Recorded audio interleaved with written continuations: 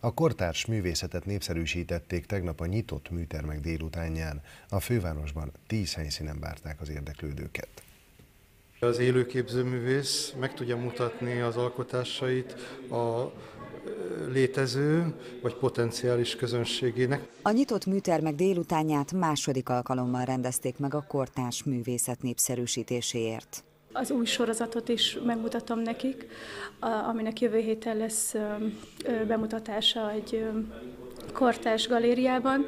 Tehát láthatják az új sorozatomat, láthatnak a korábbi sorozatokból fontos munkákat, és hát tulajdonképpen minden műnek a keletkezését és értelmezési lehetőségét én felfedem a itt betérő vendégeknek. Egy másik művész a látogatókra bízza az értelmezést. Az, amit a képeink és a képeknek a címei együtt összehoznak az emberbe, az még mindig rengeteg találgatásra ad okot, és pont ezt szeretjük, hogy mindig ott van, hogy meglegyen a lehetősége a befogadónak arra, hogy hozzárakja a sajátját. A fővárosban 10 műtermet nyitottak meg a közönség előtt. Megnézhetik azt az emberek, hogy effektíve hogy dolgoznak a művészek, tehát látja a palettát, megkérdezheti tőle, miért ez a témája, miért lett festőművész, mit akar elérni, tehát hogy lássa, hogy ő is ugyanolyan ember, ugyanolyan problémái vannak, és nem valami UFO-szerű lény. A nyitott műtermek délutánját legközelebb szeptemberben rendezik meg.